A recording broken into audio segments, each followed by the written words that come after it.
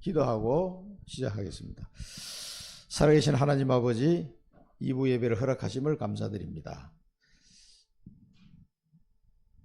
예수 그리스도의 교회에 대한 비밀을 하나님 말씀 통해서 깨닫게 하시고, 하나님이 세우신 교회를 그리스도의 몸인 줄 믿고 이 교회를 세워나가는데 헌신하는 귀한 일꾼들 되게 하여 주옵소서. 예수 그리스도 이름으로 기도드립니다. 아멘. 에베소서 4장 11절부터 16절까지 같이 보겠습니다. 그가 어떤 사람은 사도로, 어떤 사람은 선지자로, 어떤 사람은 복음 전하는 자로, 어떤 사람은 목사와 교사로 삼으셨으니 이는 성도를 온전하게 하여 봉사의 일을 하게 하며 그리스도의 몸을 세우려 하심이라. 우리가 다 하나님의 아들을 믿는 것과 아는 일에 하나가 되어 온전한 사람을 이루어 그리스도의 장성한 분량이 충만한 데까지 이르리니, 이는 우리가 이제부터 어린 아이가 되지 아니하여 사람의 속임수와 간사한 유혹에 빠져 온갖 교훈의 풍조에 밀려 요동하지 않게 하려 함이라. 오직 사랑 안에서 참된 것을 하여 범사에 거기에까지 자랄지라. 그는 머리니 곧 그리스도라. 그에게서 온몸이 각 마디를 통하여 도움을 받음으로 연결되고 결합되어 각 지체의 분량대로 역사하여 그 몸을 자라게 하며 사랑 안에서 스스로 세우느니라. 아멘. 이 교회에 대해서 잘 사람들이 이해를 못하는 부분이 너무나 많습니다. 교회는 그리스도의 몸이에요. 그리스도의 몸. 그렇죠? 교회는 그리스도의 몸이다. 교회는 그리스도의 몸이고 그리스도는 교회의 머리다. 자, 이렇게 성경에는 여러 군데 나옵니다. 에베소에 여기 이제 설명이 잘 되어 있는데, 이 교회를 누가 세웠습니까? 그리스도께서 교회를 세우셨어요. 자, 하나님의 자녀들이 모이는 곳이 교회예요. 그죠? 그리고 그 교회는 그리스도 몸이에요. 그래서 여러분이 각 지체가 돼가지고 이 교회를 이루고 있는 거예요. 그래서 이 성도들이 모여서 교회가 되도록 예수님이 만들어 놨단 말이에요. 그리고 교회는, 그리스도는 교회의 머리고, 그래서 이 성도들이 각 지체가 돼서 각자의 역할을 감당함으로써 그리스도의 몸인 교회가 성장하도록 하신다는 거예요. 이 원리를 이해하시고, 교회를 잘 이해를 못하면요, 이게, 그러니까 하나님의 축복을 받는 것은 간단해요. 어렵지 않은데 이거 자체를 이해를 못하는 사람이 되게 많습니다. 교회가 목사님 개인 교회가 아니에요. 장로님이나 누가 돈 많은 사람이 막 자기 마음대로 좌지우지 하려고 하는 사람이 있어요. 그렇지 않다니까. 교회는 그리스도가 주인이라니까. 그러니까 이걸 이해를 못하면은 인간적인 이런 걸 많이 하게 되죠. 그럼 이제 우리 아버님 친구분도 교토 한인교회의 장로님이잖아요. 근데 이분이 워낙 부자니까 그분이 11조 가지고 교회 운영이 다 되는 거야. 그래, 그 사모님이 나를 만났을 때 그런 얘기를 슬쩍 하시더라고, 웃으면서. 자기 마음대로 다 하려고 그래. 그래서 그 장로님 사모님 나한테 막 얘기하시더라고. 근데 이분이 이제 물론 믿음도 좋으시고, 뭐 이제 세상적으로도 성공하고 하니까 이제 11조 가지고 교회를 다 막 좌지우지 다 해. 그럼 이제 세월이 오래 지나면서 이제 원로 목사님 돌아가시고 이제 젊은 목사님들이 오시면서 자꾸 교체가 될 거 아니에요. 그리고 이런 걸 전부 다 어떻게 보면 자기 마음에 안 들면 그냥 카트. 이런 식으로 되면 곤란하다 이 말이에요. 약간 그런 사람들이 자기가 헌금을 많이 하고 막 그렇게 하면은 약간 그렇게 하려고 하는 성향이 있어요. 절대 그렇게 하면 안 됩니다. 하나님 앞에 서야 돼요. 아무리 내가 헌금을 많이 해도 내가 막 교회를 내 마음대로 막 휘두르려고 하면 안 돼요.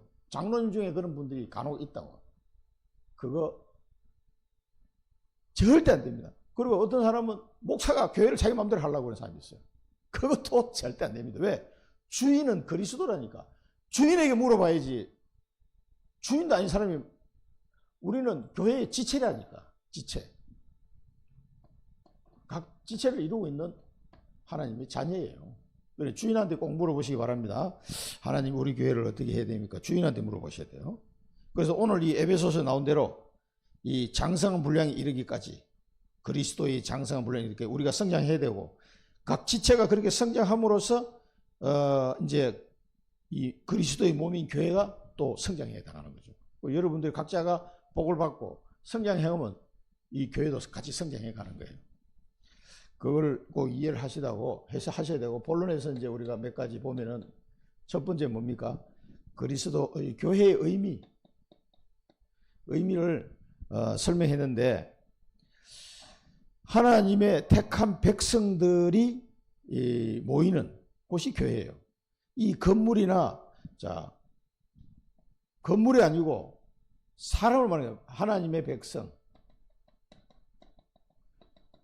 그러니까 고린도전서 3장 16절 나온 것처럼 하나님의 성령이 너희 안에 계신지를 알지 못하느냐. 그러니까 너희가 하나님의 성전이요 하나님의 성령이 너희 안에 계신 것을 알지 못하느냐.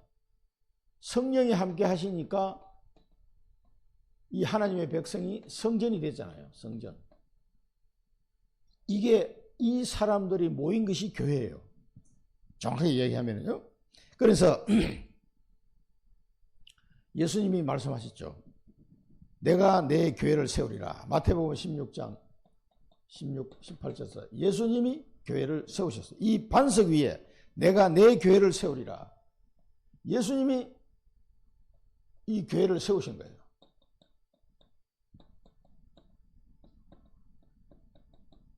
자, 이걸 꼭 아셔야 됩니다. 사람이 세운 것 같은데 아닙니다. 그래서 예수 그리스도의 교회라 이렇게 표현한 거예요.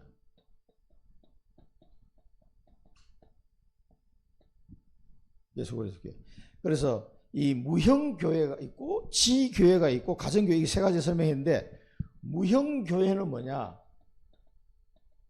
사람을 말하는 사람, 예수 그리스도를 믿는 사람, 주님을 머리로 한 하나의 교회, 믿음을 만물을 그 발 아래 복종케 하시고 만물 위에 교회의 머리가 되신지, 교회는 그의 몸이다. 그래서 충만하게 하려 합니다. 에베소서 1장 22절에서 23절. 그래서 그리스도께서 다스리는 교회. 이건 어떤 건물을 두고 이야기하는 게 아닙니다. 이런 형태를 말하는 거예요. 그리스도가 다스리는 하나님의 자녀들이 모이고 그리스도가 다스리는 교회를 무형적인 교회라고 그러죠. 그러니까 건물이 없는 교회도 있어요. 건물이 없는 교회. 초대교회가 이런 형태가 많이 있었죠. 그 다음에 지교회라고 하는 것은 어떤 지역에 있는 교회. 우리가 말하는 지교회가 아니고 어떤 한 지역에 있는, 청주 임마누엘 교회 하면 뭡니까? 지교회예요. 청주 임마누엘 교회. 이걸 로컬 처치라고 해요. 로컬 처치. 영어로 하면 로컬 처치. 그리고 한자로 하면 땅지자를 써가지고 지교회라고 할 수 있어요. 지교회. 땅지자를 써가지고. 지교회. 이 로컬 처치입니다. 청주 임마누엘 교회 하면은 청주에 있는 지교회다 이 말이에요. 지역마다 있는 교회를 말하는 거예요. 그리고 갈라디아 교회 하면 갈라디아에 있는 교회. 그러니까 사도행전 11장 25절 26절을 보면 그 안디옥 교회가 나오죠. 그 다음에 갈라디아 1장 2절 3절 보면 갈라디아에 있는 여러 교회들에게, 갈라디아에 있는 교회를 말합니다. 청주에 있는 여러 교회들이 있을 거 아닙니까? 이 로컬 처치. 우리가 말하는 지교회는, 가지지자 지교회는, 이 지교회는 이제 우리가 말하는 12지교회 운동할 때 쓰는 지자예요. 이게 이제 본교회, 그러니까 로컬 처치에서 또 그 지역으로 세분화해가지고 생기는 지교회 말합니다. 요 가지지자입니다. 가지지자. 그러나 이 로컬 처치는 땅지자라서 지교회입니다. 어떤 지역에 있는 교회를 말한 거예요. 그러니까 이거는 이제 어떤 무형 교회였다가 이제 교회 건물을 얻어가지고 이제 이런 교회 형태가 이렇게 된 거죠. 그 다음에 초대교회에 많았던 가정교회. 그때는 건물을 구하기 힘들기 때문에 초대교회 핍박이 막 심하고 하니까 개인 집을 중심으로 모인 성도들이 이 교회였습니다. 고린도전서 16장 19절에 누구입니까? 브리스가 아굴라 집에.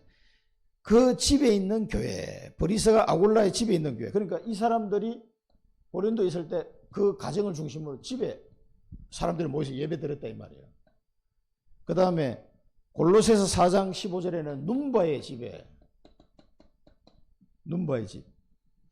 이 이제 눈바의 집이 교회였습니다. 그러니까 여러분, 우리의 가정이, 자, 우리 교회가 있고, 청교 임마누엘 교회가 있고, 또 지역 가는 지교회도 있을 수 있지만은, 각 가정이 교회 역할을 해야 된다는 얘기예요.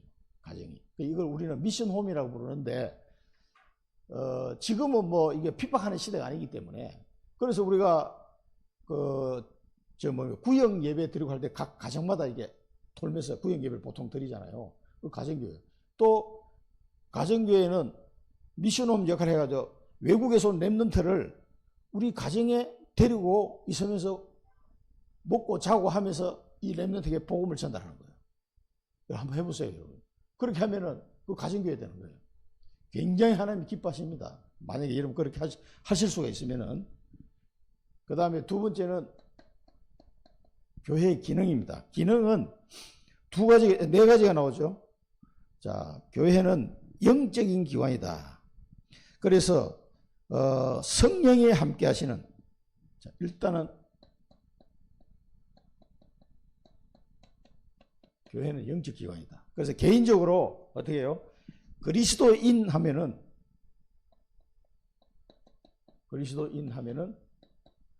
이제 자연인 플러스 성령 이렇게 되는데, 우리 육신이잖아요. 육신과 그 속에 성령이 와 계시는 거예요. 그리스도인. 이게 뭐 하나님이 나와 함께 하는 거예요. 이런 형태로 하나님이 함께 하는 거예요. 그 다음에 주님의 교회는 이런 성령이 함께하는 하나님의 백성, 무리, 하나님의 백성과 모인 무리와 그 교회에 또 성령이 역사하시는 거예요. 이걸 교회라고 한다. 이때는 뭡니까? 우리와 함께, 이때는 나와 함께, 이건 우리와 함께, with 임마누엘 이렇게 되는 거예요. 이런 형태로 되어 있는 영적 기관이 뭐예요? 교회다. 이제 어떤 학자한테 물어보니까 이런 형태도 뭐 우리가 교회라고, 어떻게 보면 무형교회라고 말하기도 하는데, 한 사람을 두고, 그때는 성전이라는 말은 맞는데 교회라고 부르기는 모일 회자니까 조금 그렇게 단어를 붙이기가 좀 그렇다 그러시더라고. 그러니까 이런 사람들이 성전된 이 믿음의 사람들이 모인 것을 보고 교회라고 이해하시면 돼요. 이게 이제 영적 기관인데, 그럼 이 영적 기관에서 왜 예수님은 교회를 세워서 이렇게 각 지역마다 활동하도록 하게 하셨을까? 이 4대 기능이죠. 4대 기능. 그게 뭡니까? 첫 번째는 예배. 이 교회에 와서 예배를 드리도록, 하나님께 예배 드리도록 하셨습니다. 교회가 모이는 가장 중요한 이유는 하나님의 은혜로 구원받은 백성들이 하나님께 예배 드리는 것이다. 너희 몸을 산제물로 드리라. 산제물. 로마서 12장 1절. 이것이 너희가 드릴 영적 예배니라. 영적 예배니라. 산제물로, 영적 예배니라 그랬어요. 산제물로, 내가 이거 계속 설명드렸죠. 산제물로 드린다는 게 뭡니까? 산제물. 제물은 죽어야 되는데 산제물을 드린다는 말은 내 삶을 드리는 거예요. 내 삶을. 내 남은 여생을 하나님께 드리겠다. 이게 산제물을 드리는 거예요. 이게 우리가 드릴 영적 예배예요. 그러니까 하나님의 자녀가 내 남은 여생을 하나님께 어떻게 내 인생을 드릴 것인가, 여기에 대한 언약이 없으면은 영적 예배가 안 되는 거예요. 산제물을 드리는 영적 예배, 이게 예배입니다. 그런데 내가 어떻게 하나님께 드려야 될지를 전혀 모르고 있으면은요, 이제 이거하고 상관없는 거죠. 그러니까 이 부분이 안 돼 있으면은 주일날 교회 와서 예배 드리는데도 영적 예배가 안 되는 거예요. 요한복음 4장 24절에 영과 진리로 예배할지니라. 하나님은 영이시니 영과 진리로 예배할지니라. 이게 안 되는 거예요.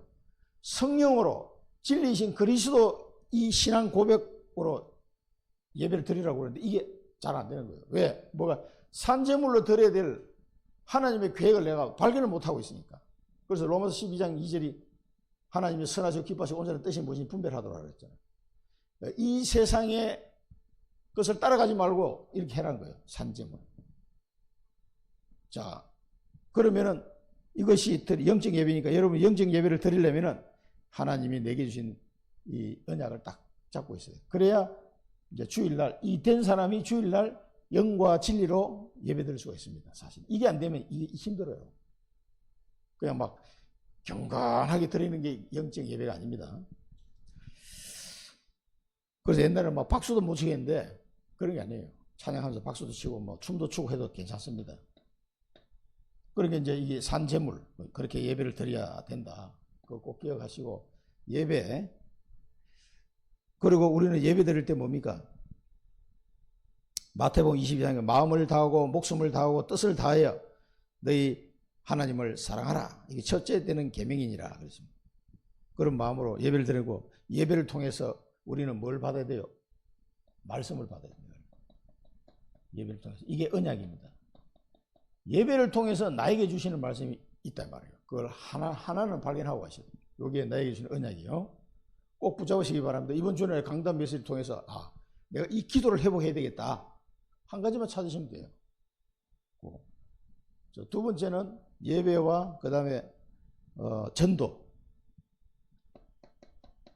전도와 선교는 주님의 명령입니다. 명령. 뭐 해도 되고 안 해도 되는 게 아니에요. 하나님은 전도의 방법을 사용하셨습니다. 고린도전서 1장 21절에는 전도의 미련한 방법으로 믿는 자를 구원하시기를 하나님이 기뻐하셨다. 그러니까 이 전도는 명령입니다. 그리고 마태복음 28장에서도 모든 민족을 제자 삼아 너희는 가서 모든 민족을 제자 삼으라. 그리고 세례를 베풀어라. 내가 세상 끝날까지 너희와 항상 함께 하겠다. 약속하셨습니다. 명령이에요. 사도행 1장 8절은 성령이 너에게 임하시면 네 힘으로 안 된다. 성령이 함께 하시면 땅끝까지 내 증인이 되리라. 마가복음 16장 15절에 20절에 너희가 두루 다니며 만민에게 복음을 전파해라. 이게 주님의 명령입니다. 그러니까 전도는 해도 되고 안 해도 되니까. 그러니까 전도하지 않는 교회는 있을 필요가 없어요. 어떻게 보면은요. 복음을 전하지 않으면은 교회의 가장 중요한 기능입니다. 그 다음에 고린도전서 9장 16절 바울의 고백을 한번 보겠습니다. 이걸 같이 한번 읽어봐야 돼요. 고린도전서 9장 16절 바울이 뭐라고 했습니까? 고린도전서 9장 16절 한번 찾아보세요. 고린도전서 9장 16절 뭐라고 바울이 얘기하는지. 부덕불이라고 해요. 부덕불.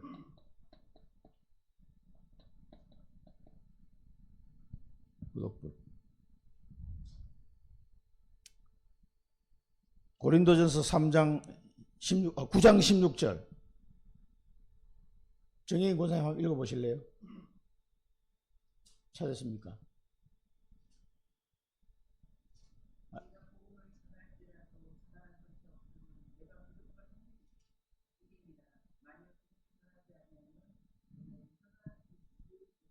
아멘. 부덕불. 어쩔 수 없이라도 이걸 전해야 되는데 아니면 내게 화가 있다. 화. 이렇게까지 바울이 얘기했는데 바울이 거짓말한 게 아니라니까요. 그만큼 우리가 복음을 전한다는 건요 하나님의 명령이에요. 아이고 나 바쁜데 하나님 나중에 할게요. 좀 이따 할게요. 이게 아니라 명령입니다. 예수님이 명령하시면 그냥 충성 딱 하고 딱 가야지. 딴짓하면 안 됩니다. 이 화 부덕불. 내가 이걸 전하지 않으면 내게 화가 임할 것이다. 왜냐하면 흑암이 꽉 장하고 있는 현장에 복음의 빛을 안 비추고 지나가면요 그 흑암이 나를 다시 또 공격하는 거예요. 그래서 여러분 가정 가문이 복음화가 되면요 얼마나 좋습니까? 근데 복음화가 안 되면요 복음 안 가진 가족이나 친척을 통해서 내가 공격당한다니까. 내가 그 사람들에 끌려가야 돼. 그걸 명절에 이런 데 보면 표시나잖아요. 그 사람들 전체 의견이 이쪽이야. 그러면 나 혼자만 예수 믿으면 그 끌려가야 돼. 가족들이 같이 움직여야 되니까. 근데 다 예수 믿어봐요. 우리가 명절날 놀러 갈 게 아니고 우리 예배 드리자. 그러면 전부 다 할렐루야 해가 쫙 이러면 얼마나 좋아요. 그걸 말하는 거예요. 내게 화가 임하길 이 우리가 복음 안전하고 청주에 복음 안전하고 내버려 두면은 이 불신앙의 이 문화가, 우상숭배 문화가 우리를 덮치는 거예요. 또 우리 그거 끌려가야 돼. 어쩔 수 없어요.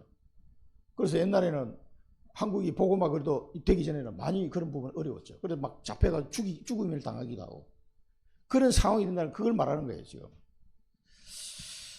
꼭 불가항력적으로 우리 해야 되는 거고요. 그 다음에 세 번째는 양육.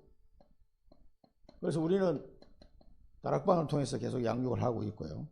또 주일학교를 통해서 양육을 하고 이렇게 됩니다.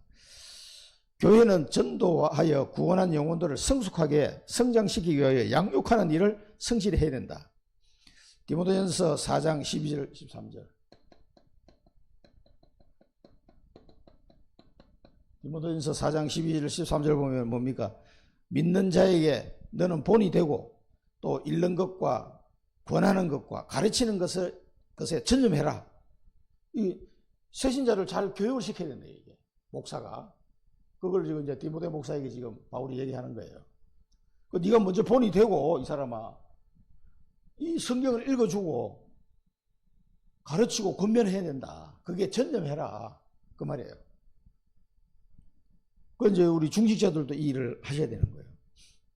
그 다음에 로마서 12장 6절 8절은 예언할 사람 예언하고 섬기고 가르치고 위로하고 구제하고 다스리고 긍휼히 여기는 이 부분이 쭉 바울이 설명하고 있습니다.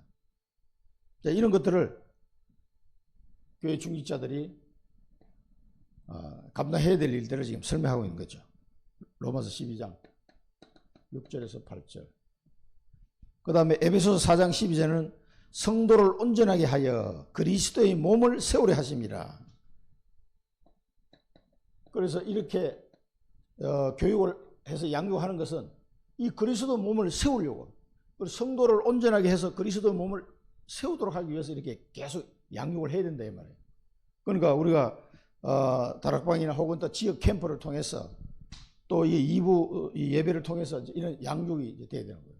그리고 우리 중직자 미션홈에 들어오셔야 돼. 화요일 하는 중직자 미션홈에 저녁 8시 반 그 줌을 하니까 들어오셔가지고 들으셔야 된다니까. 그 사도행전 지금 하고 있던데 제가 학교에서 배우기는 뭐라고 배웠냐면은 중직자 미션 할 때 오라고 얘기하지 마라. 아니 그래도 많이 와야 좋은 거 아닙니까? 말 안 해도 오는 사람이 진짜 제자다 그래요. 그 서대성 목사님 그 얘기하면서 절대 말하지 말고 시간만 탁 안내해주고 그냥 가만히 있으라. 그때 오는 사람만 데리고 해라는 거예요. 그게 이제 알아서 하십시오. 그러니까 그거는 오라고 해서 되는 게 아니다 이거죠. 제가 RT에서 배운 거는 그겁니다. 그렇게 하라고 그러시더라고요. 그러면서 시간도 가능하면 토요일 저녁에 해라 뭐 그러시더라고요. 지금 화요일 저녁에 하는데 하필 또 토요일 저녁에 하라니까 제일 오기 힘든 시간이다. 토요일 날 저녁 8시쯤 하면 제일 오기 참석하기 힘들다는 거예요. 야, 어이구 어떻게 우리가 생각하는 거 반대 방향으로 얘기하니까 한번 해봐 그러시더라고요. 어쨌든 지금 이제 우리는 화요일 날 저녁에 이제 8시 반에 하고 있는데 참석하실 분 참석하시고 하여튼 알아서 하십시오. 사도행전 지금 거의 다 끝나갑니다. 이제 사도행전 끝나면은 미션은 여기 제자 이제 전도 훈련 교재로 들어갈 거예요. 기초 전도 훈련 교재로. 그래서 이제 미션홈에서는 계속 전도 관련돼 가지고 이렇게 할 예정입니다. 그 다음에 봉사. 네 번째는 이제 봉사. 교회는 전도하여 구원한 영혼들을 성숙하게 양육하고 봉사하는 일꾼으로 가르쳐야 한다. 이 사람도 일꾼으로 설 수 있도록 가르쳐야 한다. 갈라디아서 6장 9절에 10절에 보면 믿음의 가정에 더욱더 그리 할지니라 그렇게 말하고 있고요. 고린도전서 4장 1절에는 사람들이 마땅히 우리를 그리스도 일꾼이요 하나님의 비밀을 맡은 자로 여길지어다. 고린도서 4장 1절에 하나님께서 여러분을 일꾼으로 맡기셨습니다. 하나님의 비밀을 맡은 자로 여길지어라. 그 다음에 요한복음 13장 14절에는 예수님이 세족식 하는 장면. 예수님이 제자들을 발을 씻겨주면서 너희도 서로 발을 씻겨줘라 그랬어요. 너희도 서로 이렇게 해라. 발을 씻겨준다는 말은 겸손하게 섬기라 이 말이에요. 왜냐하면 발 씻겨주는 종이 제일 낮은 종이거든요. 그러니까 예수님이 발을 씻겨주려고 하는 게 베드로가 안 됩니다. 그러니까 그러면 너하고 나하고 상관이 없다. 그러니까 아유 그러면 씻겨주세요. 이렇게 된 거죠. 그래 발을 씻겨 세족식을 통해서 너희도 형제들 간에 이렇게 해라. 섬기라 이 말이에요. 그 다음에 청지기의 봉사. 베드로전서 4장 10절에는 뭐라고 그랬습니까? 베드로전서 4장 10절에는 여러 가지 은혜를 맡은 선한 청지기 같이 서로 봉사하라. 서로 봉사하라. 선한 청지기 같이 봉사하라. 이게 이제 교회가 해야 될 일인데, 근데 이 네 가지 일을 하는 데 있어서 한 가지 주의사항은 뭐냐? 내 힘으로 하면 안 됩니다. 반드시 이 일을 하는 사람은 성령의 충만한 은혜를 받아가지고 하시기 바랍니다. 내 육신의 힘으로 억지로 하려고 그러면 안 돼요. 그러면 시험 들고 넘어지고 자빠집니다. 누가 하라고 그랬나? 자기가 막 한다 그랬다가 나중에 혼자 발랑 나자빠지는 사람이 있어요. 그렇게 하시면 안 됩니다. 성령의 충만한 은혜를 받아서 자연스럽게 이렇게 되어져야 돼요. 자, 마지막으로 교회의 사명. 교회의 사명은 뭡니까? 진리의 수호자. 진리의 수호자.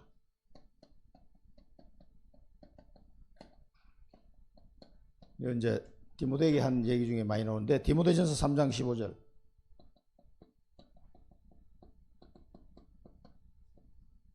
디모데 3장 15절에 뭐랍니까? 하나님의 교회요 진리와 기둥의 터, 이렇게 얘기했습니다. 그런데 영적인 파수꾼이요 영적 군사죠. 교회는 진리의 기둥의 터가 돼야 돼요. 진리를 수호하는 마지막 보루가 교회입니다. 그러니까 진리가 뭡니까? 예수 그리스도. 그러니까 오직 복음만 말해야 돼요. 다른 거 필요 없습니다. 진리 수호자. 이래서 지금 교회가 이걸 잘 안 하니까 이상한 신학들이 나와가지고 사람들 헷갈리게 만들고 하는 게 얼마나 많은지 모릅니다. 여러분, 이게 진짜 오직 복음, 순수한 복음만 들을 수 있는 교회 다니는 게 여러분 행운인지 아시기 바랍니다. 진짜 하나님의 은혜요.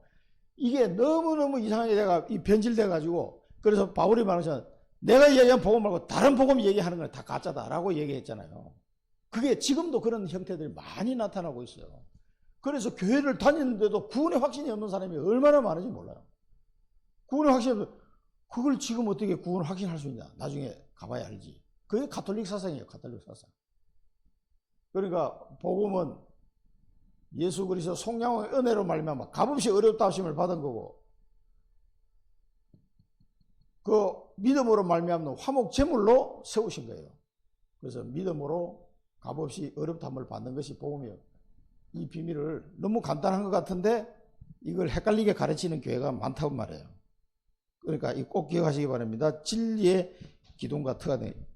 다른 거는 양보해도 이 복음의 비밀을 말하는 데 있어서는 지금 우리나라 안에서도 이게 헷갈리는 교회가 되게 많아요. 그리스도의 대행자. 마태복음 20장 4절. 내 형제 중 지극히 작은 자에게 한 것이 곧 내게 한 것이다.